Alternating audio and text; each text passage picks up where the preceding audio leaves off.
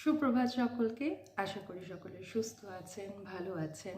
আজকে আবার একটা রোববার, তাই চলে এলাম আবার একটুখানি গল্প করতে।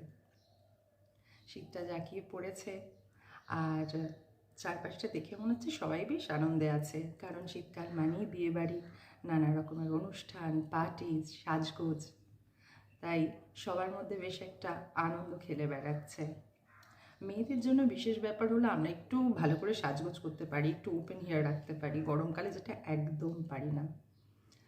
তবে এই সাজগোজের সাথে আমার মনে হয় যেটা ভীষণভাবে জড়িয়ে আছে সেটা হলো সুগন্ধি।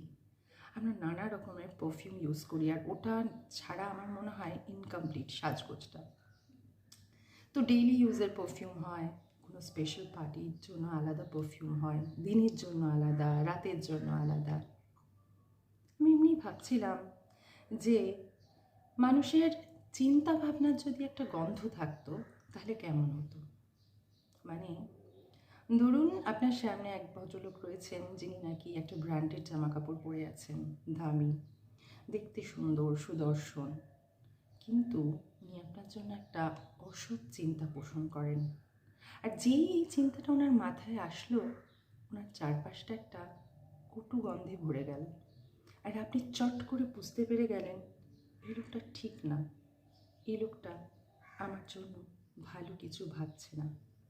আবার ধরুন এমন কোনো মানুষ যিনি একজন ময়লা, মলিন, ছেঁড়া ফাটা জামা কাপড় পরে আছেন, কিন্তু আপনার জন্য মনে মনে সৎ চিন্তা রাখেন, আপনার সুন্দর, সুস্থ, সুখী জীবনের জন্য প্রার্থনা করেন। আর যখনই এই চিন্তাটা ওনার মাথায় আসে, ওনার চারপাশটা একটা সুন্দর মিষ্টি গন্ধে ভরে ওঠে। আর আপনি জানতে পেরে যান সামনের মানুষটা আপনাকে কতটা ভালোবাসে, আপনার জন্য কতটা ভালো চিন্তা ভাবনা রাখে।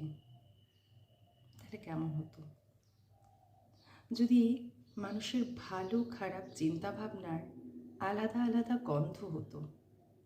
তাহলে কেমন হতো? তাহলে আমরা আমাদের সামনের মানুষগুলোকে কিভাবে দেখতাম, বা সামনের মানুষগুলো আমাদেরকে কিভাবে দেখত? আজকাল ভীষণ শুনি একটা কথা, রেড ফ্ল্যাগ, গ্রিন ফ্ল্যাগ। মানে সামনের মানুষটাকে চেনা যাচ্ছে না, ঠিক বুঝতে পারছি না তার বিহেভিয়ারে। যদি শুধুমাত্র তার চিন্তা ভাবনা দিয়ে আমরা তাদের চিনতে পারতাম, তার কারণ সে যখনই খারাপ ভালো কিছু চিন্তা করছে তার আলাদা আলাদা গন্ধ রয়েছে, তাহলে ঠিক কেমন হতো? কেমন হতো তাহলে? রবিবার ভালো কাটুক, আবার দেখা হবে।